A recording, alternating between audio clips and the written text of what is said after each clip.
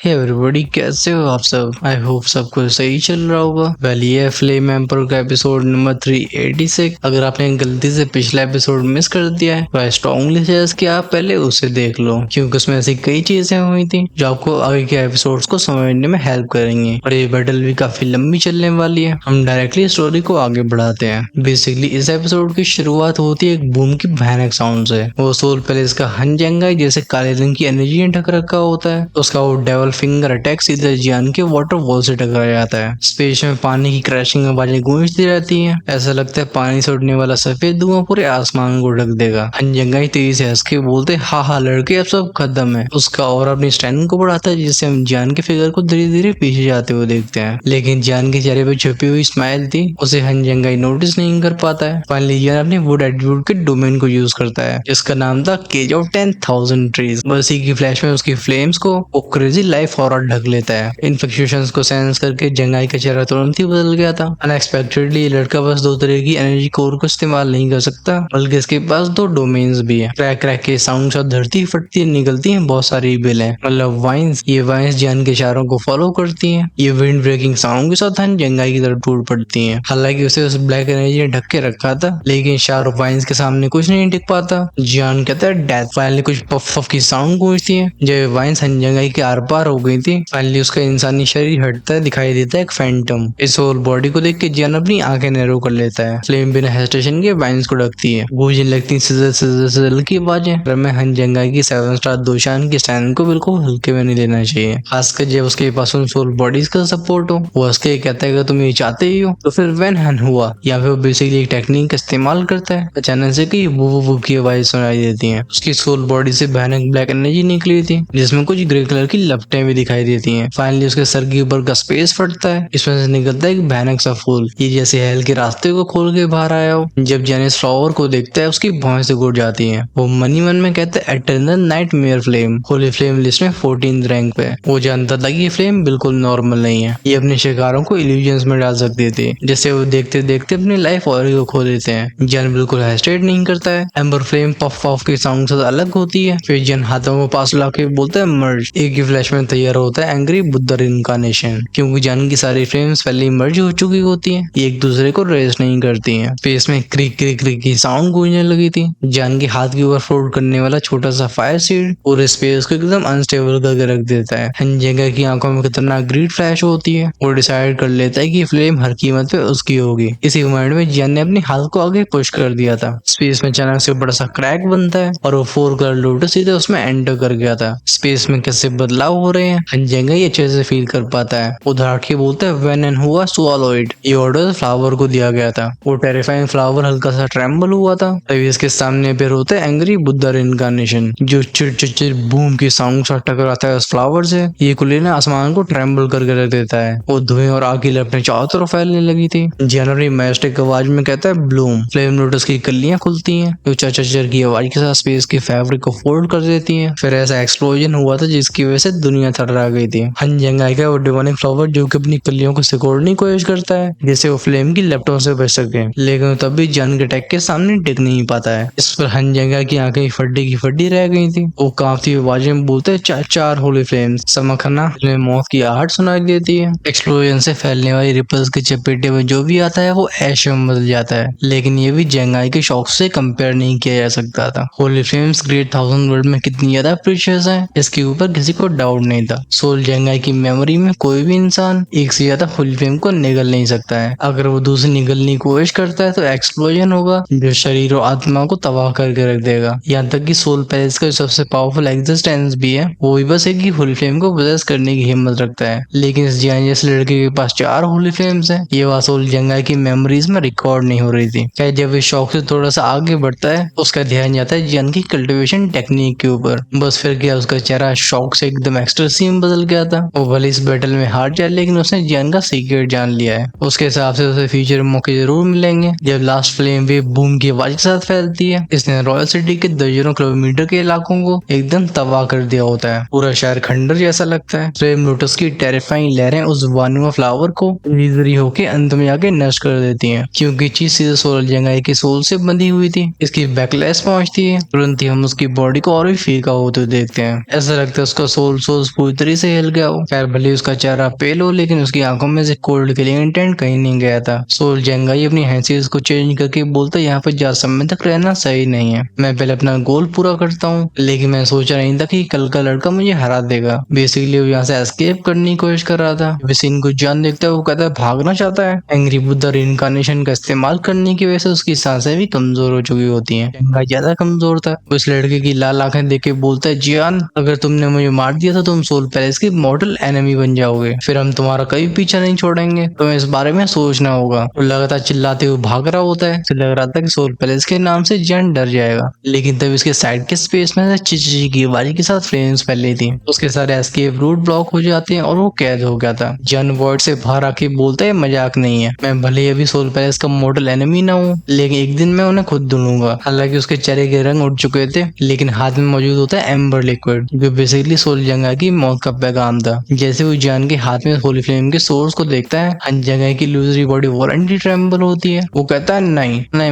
मुझे मत मारो, मैं तुम्हें सब कुछ बता दूंगा, तुम्हें जो भी जानना हो। उसकी आंखों में फियर क्लियर दिख रहा था और अब वो मर्सी की भीख मांगने लगता है। लेकिन तभी गूंजती पफ की आवाज जियान बिना किसी मर्जी के उस एम्बर लिक्विड से सोल जंगाई को रैप कर लेता है। फिर क्या कुछ सिजल की आवाजों के साथ सोल पैलेस का पावर हाउस, जो कि अपने आप को इनविंसिबल समझता था, वो जियान के हाथों में डिस्ट्रॉय हो जाता है। इतना तेज हुआ था कि उसे चिल्लाने का मौका भी नहीं मिला, न ही वो कोई रेजिस्टेंस कर पाया। इस सोल जंगाई की मौत को देख के जियान सिरला के बोलते अफसोस, वो 4th रैंक होली फ्लेम का ट्रेस भी खत्म हो गया, वरना उसके सारे में उसके असली सोर्स को ढूंढ लेता। लेकिन जिस मोमेंट में सोल जंगाई की सोल बॉडी जल के कम्प्लीटली खत्म होती है, स्पेस में क्रैक की आवाज गूंजती है। बाहर आया था एक स्टोन बॉक्स। ये पत्थर से बना हुआ बक्सा एक सिंपल सी एंशिएंट वेब को रखता था। ये वहां जितना मोटा हुआ, लेकिन इसके ऊपर कोई खास निशान नहीं होते। ये बिल्कुल किसी ऑर्डिनरी आइटम जैसा लगता है। हाउएवर इसे देख के जियान की भौहें से उठ जाती हैं। आखिरकार सोल जंगाई को खत्म करने वाला और कुछ नहीं बल्कि उसकी होली फ्लेम का सोर्स था, लेकिन बॉक्स उससे ही बच गया। ये कैसे पॉसिबल था? हमें भूलना नहीं चाहिए कि वही न्यूबॉर्न होली फ्लेम है, जो कि 4 फ्लेम से मिलकर बनी होती है और इसकी रैंकिंग टॉप 15 में बड़े आराम से आ सकती थी। अभी सोल पैलेस के एक एक्सपर्ट ने कहा था कि एम्पर की सोल को करने वाला ट्रेजर है वो एक्चुअली में सोल जंगाई के पास है। क्या ये चीज वही है? जैन साय करके बोलता है, खैर मैं पहले से रख के एम्पर पैलेस की तरफ बढ़ता हूँ। मैं फील कर पा रहा हूँ कि यहाँ का एम्पर इतना भी सिंपल नहीं है, लगता है वो भी कुछ प्लान कर रहा है। सवाल ये कि ये करना क्या चाहता है। उसकी स्टोरी में सेक्शन फोर्स बाहर आई थी, जो स्टोन बॉक्स को अंदर खींच लेती है। जियान बढ़ गया था बेडरूम की तरफ, जहाँ पे किंग लेटा हुआ था। इस मोमेंट में सिटी में कहीं भी खुशहाली दिखाई नहीं देती। अच्छी बात है कि जियान की वॉलेंट फ्लेम्स बचे हुए ग्लूमी ऑरे को धीरे धीरे निगल रही होती हैं, लेकिन सीन पूरी तरह से डेसोलेट था। ऑफ कोर्स उसे इस मोमेंट में पता नहीं था कि मिस्टीरियस बॉक्स आगे चल के उसकी जान बचाने वाला है। खैर भले उसकी बैटल खत्म हो गई हो, लेकिन आसमान की लड़ाई तो बस शुरू हुई थी। लिंग फेंग है, जो कि ब्लैक कॉफिन पे खड़ा होता है और जिसकी बॉडी को डार्क पैटर्न्स और आइसी ऑरेंज ढक रखा था। वो कहता है, एल्डर्स अगर तुम वेपन्स को छोड़ के मेरे सामने सरेंडर कर देते हो तो जब मैं टैंशियन कॉन्टिनेंट का रूलर बनूंगा तो तुम्हें हीरो माना जाएगा। ये सुन के एल्डर होला बोलते हैं, बेशर्म लिंग फेंग है, तो रुक जा, जैसे मैं तो पकड़ के एम्पर के सामने ले जाऊंगा, एम्पर खुद तेरा फैसला करेंगे। अभी होला को और एकदम वॉलेंट था। ये सुन के लिंग फेंग बोलता है, इतने स्टबर्न और मरने के लिए तैयार हो जाओ। वो अपनी वॉरी से इशारा करता है, 10 एल्डर्स को खत्म करने के बाद पूरी रॉयल फैमिली हमारी हो जाएगी। उसकी नजरें जब नीचे कॉफिन में एम्पर की सोल के ऊपर जाती हैं, जैसे ईविल स्पिरिट निकल रही थी, तो उसका चेहरा एकदम खुशी से भर जाता है और जल्दी एम्पर उसके कंट्रोल में होगा और सब कुछ उसकी मुट्ठी में। फिर भले लिंग यूशो के पास ट्रास की पावर हो, लेकिन वो अकेली क्या कर पाएगी। तभी उसे याद आती है लिंग फेंग की।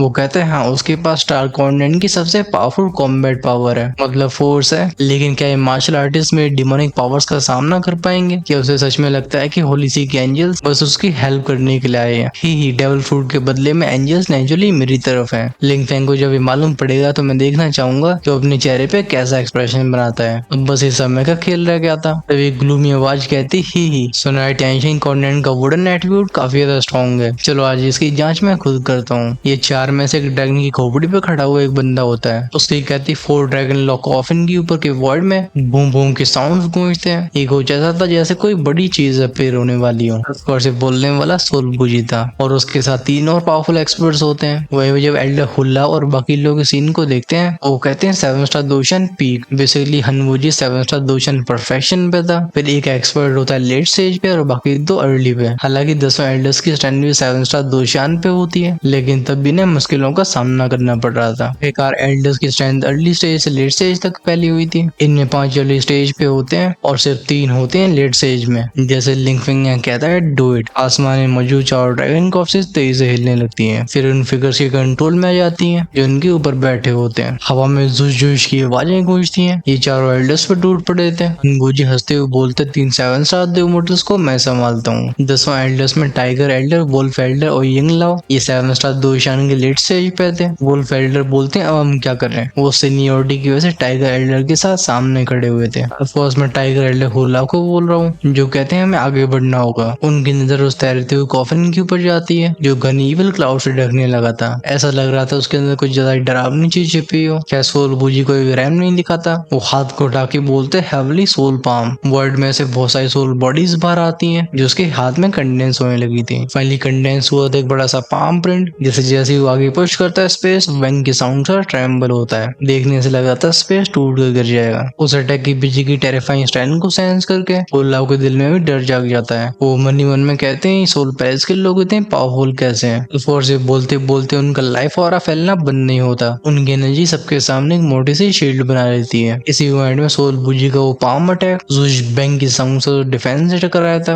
वहीं पे वो ड्रैगन कॉर्प्स एकदम उसके सामने अपीयर हो चुका होता है। इस ड्रैगन की आंखें डार्कनेस से भरी होती हैं। जैसे वो ड्रैगन अपने मुंह से काले रंग का धुआं उगलता है। ये एक केज में ट्रांसफॉर्म होकर तीनों एल्डर्स के ऊपर गिर गया था। तीनों एल्डर्स उस प्रेशर को फील करके बोलते हैं नॉट गुड। इसी मोमेंट में पहली वुडन वॉल क्रैक बूम की आवाज के साथ फट जाती है। हनबुजी की चाल साफ थी, वो इन्हें जल्दी से खत्म करना चाहता था। लॉ की आंखें फ्लैश होती हैं। वो कहते हैं फॉर्मेशन में आओ। दोनों एल्डर्स हेड स्ट्रेट नहीं करते। हैंडसीज चेंज होती है, एक्टिवेट होती है वुड ग्रेन स्टार फॉर्मेशन। नीचे जमीन बैंग बैंग बैंग की आवाज के साथ फटती है। फिर बहुत सारे पेड़ निकलते हैं जो एक डोमेन को बना लेते हैं। हनबुजी इसके अंदर कैद हो गया था। वो और ड्रैगन आदमी के अटैक्स को लॉन्च करते हैं, लेकिन उसे ऐसा लगता है जैसे उसका हर एक अटैक रूई में टकरा रहा हो। फूला बोलते हैं मैं इस डीमन को यहीं पे खत्म करना होगा। पीछे अपीयर होता है एक बड़ा सा ग्रीन हालो। ये सुन के बाकी दोनों एल्डर्स ने नॉड किया था, लेकिन तभी गूंजती है सोल बूजी की आवाज जो कहता है चलो थोड़ा और टाइम सही, लेकिन इस तरीके से मैं तुम्हारी सोल को प्रिजर्व कर पाऊंगा। वो मेरी काफी काम आने वाली है। तो पीक 7 स्टार दोशान होने की वजह से वो इस बैटल में नेचुरली एडवांटेज में होता है। खासकर वो ड्रैगन जो कि भले ही मर चुका हो, लेकिन तभी उसकी स्ट्रॉन्ग बॉडी बूजी को प्रोटेक्ट कर रही होती है, जिसकी वजह से वो चोट नहीं खाता। वो हाथ को ऊपर करके बोलता है ये सोल हीटर। जैसे शब्द उसके होठों से निकलते हैं डोमेन बीच में से फट गया था। गूंजती क्रैकल रंबल रंबल की आवाज है। फिर एक तेज भेड़ी जैसी आवाज गूंजती है जो तीनों एल्डर्स के दिलों को झकझोर के रख देती है। एट द सेम टाइम उस क्रैक में से बाहर आया था एक भयानक प्राणी। एल्डर्स इसे देख के हक्के बक्के रह जाते हैं। एक कहता है क्या ये डीमन डॉग है, अंडरवर्ल्ड का क्रीचर, सोल पैलेस, ये कैसे मुमकिन है। वहीं पे सोल बूजी जिसकी आंखें पागलपन से भरी थी, वो हंस के कहता है माय पेट अपने डिनर को एंजॉय करो। वो डीमन डॉग आओ करके तेजी से दौड़ता है, लेकिन एंड से पूरा स्पेस कांप गया था। जब तीनों एल्डर्स एक दूसरे की आंखों में देखते हैं, इन्हें एक दूसरे सीरियसनेस साफ नजर आती है। फिर नोट करके अपनी सीलिंग स्किल को और भी पावरफुल बनाने लगे थे। शावो शावो शावो की साउंड के साथ उनकी बॉडी से वो लाइफ और तेजी से फॉर्मेशन के अंदर जाता है। फिर अपने हाथों को फैला के बोलते हैं सील। वो इतनी स्पेस में ची ची की आवाजें। जैसे सील स्किल एक्टिवेट हुई थी, तीनों के ऊपर एक बड़ा सा पैलेस अपीयर होता है जिसकी नक्काशियां और लाइफ और इतना शानदार था जिसे देखे बूजी की भी आंखें श्रिंक हो जाती हैं। तीनों एल्डर मिलके बोलते हैं फॉल। जिस मोमेंट में सीलिंग पैलेस नीचे की तरफ आया था, उस हनबुजी की सोल बॉडी में बदलाव होते हैं। वो धुंधला होता है और पैलेस की सीलिंग पावर उसके आर पार निकल जाती है, जैसे वो कोई इल्यूजन हो। एल्डर्स चीख के बोलते हैं इट्स ओवर। बेसिकली हनबुजी को कैद न करने की वजह से सील का इफेक्ट टूट गया था। उस पैलेस में गूंजती गई क्रैकिंग आवाजें, वही तीनों एल्डर्स ग्रग ग्रग की आवाज के साथ खून फेंकते हैं। ये क्लियरली बैकलैश था। क्या सोल बूजी कमजोरी का फायदा क्यों नहीं उठाता, उसे डीमन डॉग को अटैक करने का आदेश देता है। फिर क्या मैसेकर शुरू हो गया था।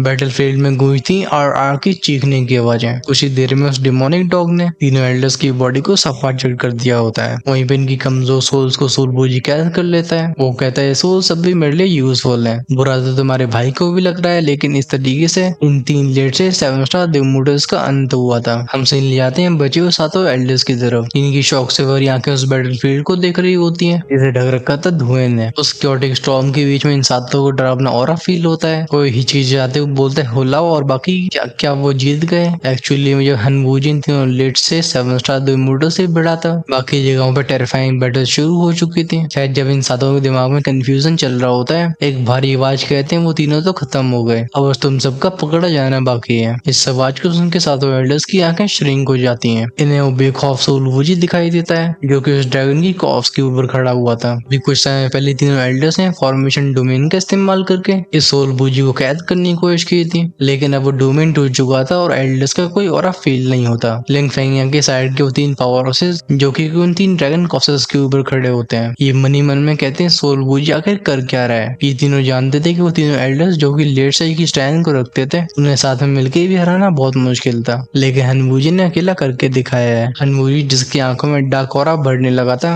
वो फाइनली एम्पर पैलेस की तरफ देख के बोलता है चलो अब तुम्हारी बारी। शुआ शुआ की आवाज के साथ उसकी बॉडी भयानक ब्लैक मिस्ट में ट्रांसफॉर्म होती है। अगले पर सोल बूजी के बिल्कुल सेंटर में अपीयर होता है एक ब्लैक होल। इस ब्लैक होल में सातों एल्डर्स को मौत की फीलिंग आती है, जैसे कोई हेल का क्रीचर इनकी सोल्स को खींच रहा हो। ये सब रोर करके बोलते हैं चलो हमला किया जाए। सब अपनी पावरफुल टेक्निक्स का इस्तेमाल करते हैं। हवा क्रैक बूम बूम की आवाज के साथ फटती है, लेकिन जब अटैक सोल बूजी के पास पहुंचते हैं, वो ब्लैक होल सब कुछ निगल लेता है। वहीं पे सीन को देख के ड्रैगन कॉफिस के ऊपर खड़े हुए वो तीनों पावर हाउसेस अपने कदमों को पीछे ले लेते हैं। चले गए उस कॉफिन की तरफ, तभी अचानक ब्लैक होल में से निकलती है एक ब्लैक चेन, जिसमें से रोने की आवाजें बाहर आती हैं। स्पेस में क्रैक की आवाज गूंजी थी। ये चेन एक ही फ्लैश में एक एल्डर को पकड़ लेती है। इसे देख के लोग चिल्ला के बोलते हैं टियान लाओ। चेन के कांटेक्ट में आते उस एल्डर का चेहरा पीला पड़ जाता है। वो भी किसी फटे हुए गुब्बारे की तरह लग रहा था, जिसकी एनर्जीज और लाइफ और गायब हो रहा होता है। वो चीख के कहता है नहीं, ये मेरी लाइफ फोर्स को सॉल्व कर रही है। मुझे की आंखें सिनिस्टर थी, इनमें वो मैडनेस से भरी एम्बिशन दिखाई देती है। पीछे के स्पेस में से केवल एक पावरफुल चेन्स निकलती है। 10 भले चाहे कितना भी बचने की कोशिश कर रहे हो, लेकिन तब भी एक एक करके गिरफ्त में आने लगते हैं। हनबूजी हा हा करके बोलता है सब मेरा नरिशमेंट बनोगे। वहीं पे उस ब्लैक कॉफिन के पास खड़े वो तीनों बंदे जो कि सोल बूजी के रूह को देख एकदम चिल फील करते हैं। वो लिन फेंगिया से बोलते हैं प्रिंस ये आदमी को सही नहीं लग रहा। जब हमारा ध्यान जाता है लिंग फेंगिया की तरफ, जिसकी हथेली में एक लाल रंग की रोशनी चमक रही होती है। वो कोल स्माइल के साथ बोलता है चिंता मत करो, सब कुछ मेरे कंट्रोल में है। अगर हनबूजी काबू से बाहर हुआ तो मैं इसकी सोल को डिस्ट्रॉय कर दूंगा। जब हम थोड़ा सा ध्यान से देखते हैं, मालूम पड़ता है कि वो चमकती हुई चीज और कुछ नहीं बल्कि वो डेविल फ्रूट थी। ये फ्रूट भले छोटा सा हो, लेकिन इसके अंदर का ऑरा इतना टेरिफाइंग था जिसके सामने आसमान भी फीका पड़ जाए। लेकिन अभी इसके चारों तरफ एक अजीब सी सील लिपटी होती है। दूसरे सोल बूजी की हंसने की आवाजें गूंज रही थी। हाउएवर जिस मोमेंट में उसकी नजर लिंग फेंगिया के ऊपर जाती है, ऐसा लगता है उसके गले में हड्डी अटक गई हो। वो आ करके बोलता है डेविल फ्रूट। उस ब्लैक मिस्ट में बनने वाला ब्लैक होल ट्रेम्बल होने लगा था, मानो उस छोटे से फ्रूट में ऐसी एनर्जी छिपी हो, जैसे वो ब्लैक होल भी दूर रहना चाहता हो। लेकिन इसी मोमेंट में कुछ ऐसा होता है इसके बारे में सोल बूजी लिंग फेंगिया ने बिल्कुल सोचा नहीं होता।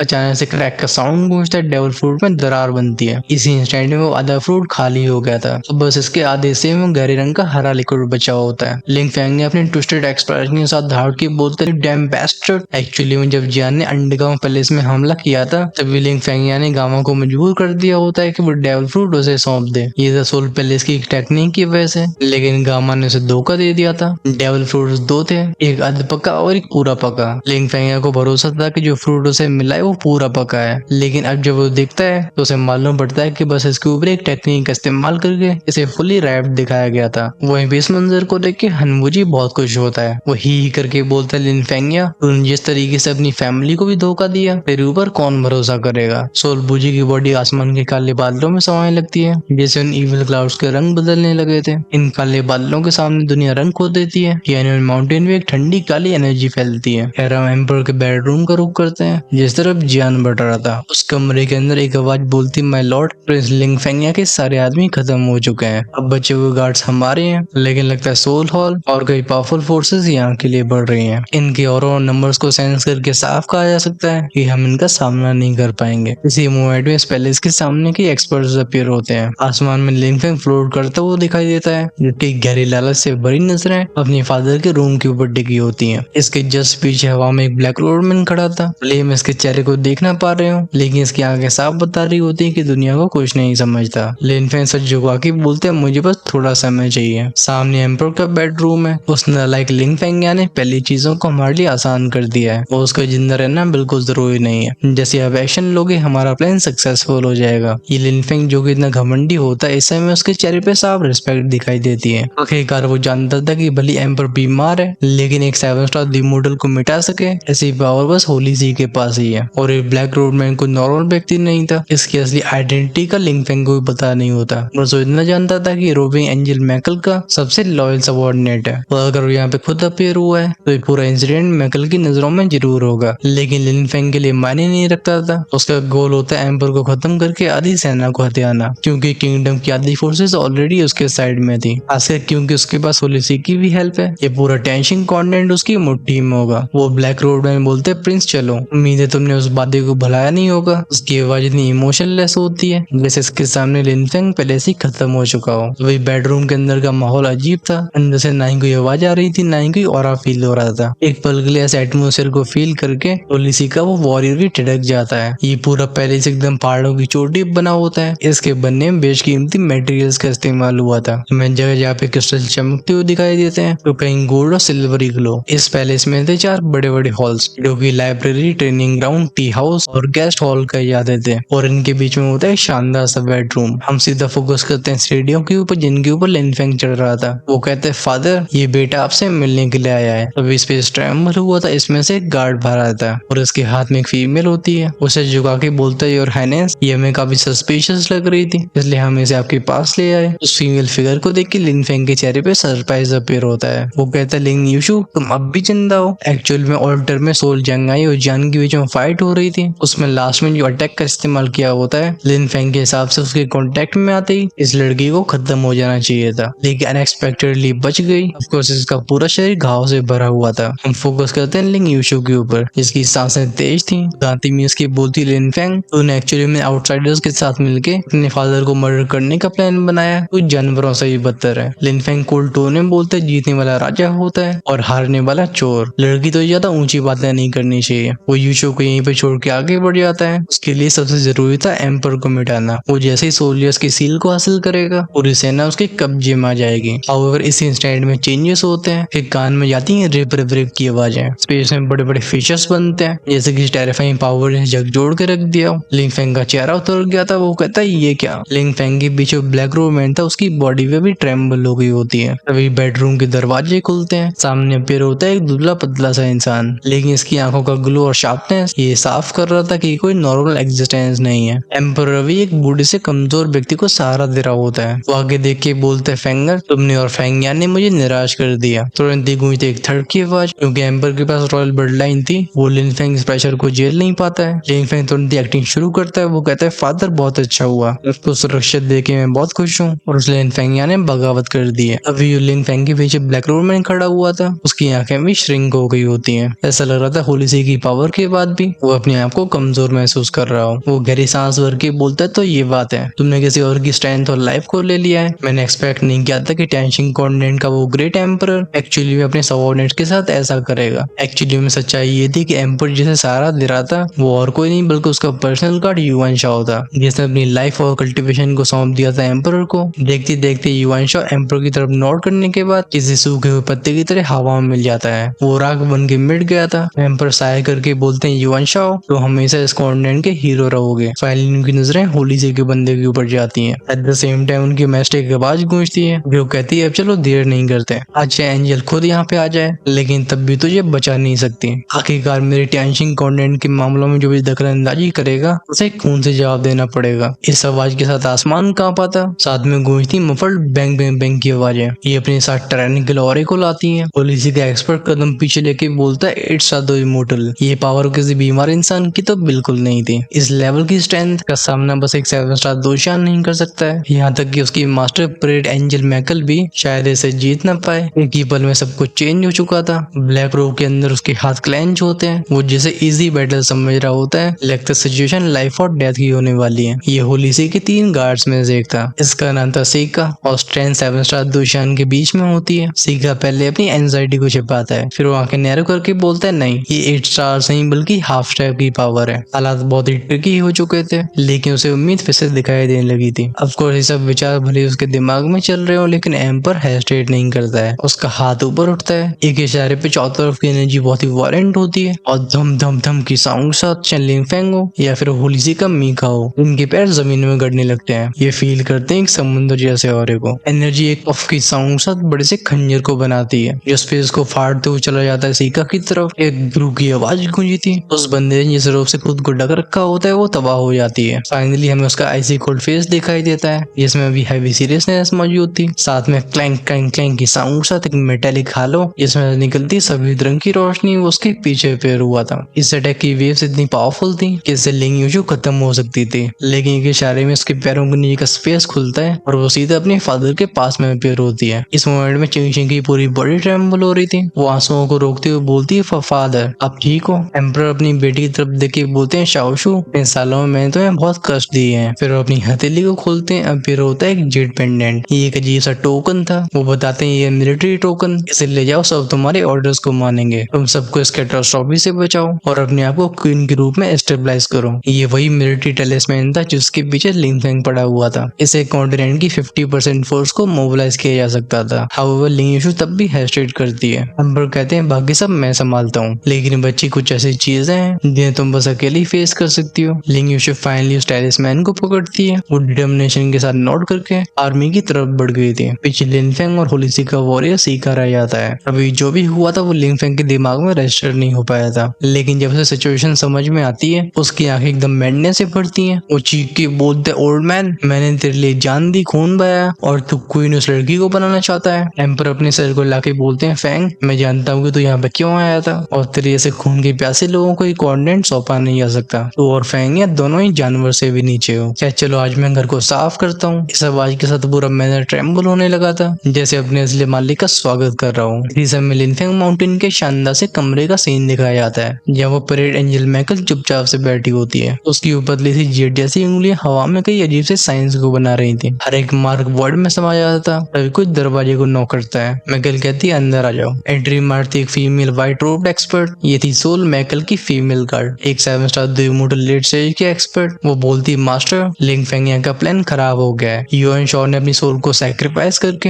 एम्पर को अपनी सारी पावर दे दी, जिससे एम्पर की स्ट्रेंथ पहुंच चुकी हाफ स्टेप 8 स्टार तक। मैकल अपने चेहरे पे बिना कोई एक्सप्रेशन को दिखाए पूछती, गामा की क्या सिचुएशन है। वो सोल बताती है, गामा को लिंग फेंग के लोग एम्पर पैलेस में ले जा रहे थे ताकि उसे दफना दें, लेकिन बीच में इंटरसेप्शन हुआ और वो जीवित है। हमारे होली सी के वॉरियर्स उसकी ओर बढ़ रहे हैं। मैकल की आंखों में हल्की चमक दिखाई देती है। वो ऑर्डर देती है, मुझे वहां ले चलो, लेकिन ये सुन के सोल थोड़ी सी हेजिटेट करती हुई दिखाई देती है। वो बोलती, लेकिन मास्टर अभी टेंशन कॉन्टिनेंट में कैटास्ट्रॉफी शुरू हुई है, हर तरफ बैटल्स चल रही हैं। एम्पर ने लिंग फेंग और शिकागो पर हमला कर दिया है, हमें नहीं पता कि वो जिंदा भी है। वहीं पे आसमान को चारों ड्रैगन सील कर चुके हैं। टेंशन कॉन्टिनेंट के एल्डर्स हनवुजी और लिन फेंग के बीच में इंटेंस क्लैश चल रही है। वहीं पे न जाने कहां से सोल पैलेस के कई सारे एक्सपर्ट्स अपीयर हुए हैं, जो टेंशन कॉन्टिनेंट में मौजूद फोर्सेस के ऊपर हमला करके उनकी सोल्स को इकट्ठा करने लगे हैं। क्या हमें इस केओस को सप्रेस करना चाहिए? मैकल मुस्कुरा के बोलती, सोल याद रखो, होली सी बस इन्फोर्सर्स नहीं है बल्कि हम है रूल मेकर्स, और मेरा लक्ष्य हमेशा से गामा रहा है। उसकी नजरें और भी कोल्ड होती हैं और वो आगे कंटिन्यू करती है, जब मैं उस डेवल फ्रूट को पालूंगी तो फॉरबिडन आर्ट का इस्तेमाल करके इस पूरे कॉन्टिनेंट को प्योरीफाई कर दूंगी, फिर ये पूरा प्लेस हमारी होली सी के अंडर होगा। वो सोल झुक के बोलते, यस मास्टर। वो और मैकल इस जगह से धीरे धीरे गायब हो जाते हैं। दूसरी तरफ जन, जो कि एम्पर की पैलेस की तरफ बढ़ रहा था, उसे बीच में कुछ मिस्टीरियस फिगर्स दिखाई देते हैं। जन वॉइस को उठ के बोलता है, और ये क्या सोल पैलेस के लोग नहीं है? और यहाँ पे होली से के और भी मौजूद है, क्योंकि जन ने उस परेड एंजल मैकल की पावर को अच्छे से देखा होता है। वो इस लाइट एट्रीब्यूट के और को कैसे मिस कर सकता था? वहीं पे सोल पैलेस के लोग तो उसके जन्मजात के दुश्मन है। जन को से बोलते हैं, उम्मीद करता हूँ प्रिंसेस ठीक होगी, मुझे एम्पर पैलेस पहुंचना होगा। जन की स्पीड बढ़ती है। वहीं पे तुम्हारे भाई की बैटरी डाउन हो गई है, इसलिए मैं करने जा रहा हूँ थोड़ा सा आराम। हम आगे की स्टोरी को नेक्स्ट एपिसोड से कंटिन्यू करेंगे, हम जिसमें सबसे पहले देख रहे होंगे डीमन सर्वेंट लिंग फेंग को। बेसिकली आगे के एपिसोड्स में भी नॉन स्टॉप बैटल्स देखने को मिलने वाली हैं। हर एक इवेंट के साथ चीजें और भी इंटेंस होती जाएंगी। अगर आप उन्हें मिस नहीं करना चाहते तो चैनल को सब्सक्राइब करके बेल आइकन के बटन को ऑन करके रखना, जिससे रिलीज होते वीडियो सबसे पहले आपके पास पहुंचे। ऑफ कोर्स जिनसे नेक्स्ट एपिसोड का इंतजार नहीं हो रहा है और उसे शाम को देखना चाहते हैं, वो ज्वाइन कर सकते हैं चैनल की मेंबरशिप को, जैसे हम जैसे शाम को अर्ली एक्सेस एपिसोड को रिलीज करते हैं आप उसे तुरंत एंजॉय कर पाओगे। वही पे जो हमेशा 2 से 3 एपिसोड्स आगे रहना चाहते हैं वो अपने लेवल्स को अपग्रेड कर सकते हैं इमोर्टल नेम पर या उससे ऊपर। ये चॉइस है आपके हाथ में। ज्वाइन का ऑप्शन चैनल की होम पेज और सब्सक्राइब के साइड में मिलेगा। This is it guys. जाते जाते वीडियो को लाइक करना बिल्कुल मत भूलना और साथ में एक प्यारा सा कमेंट छोड़ना। मैं मिलता हूँ आपसे नेक्स्ट पार्ट में। Until then take care, tata, bye bye.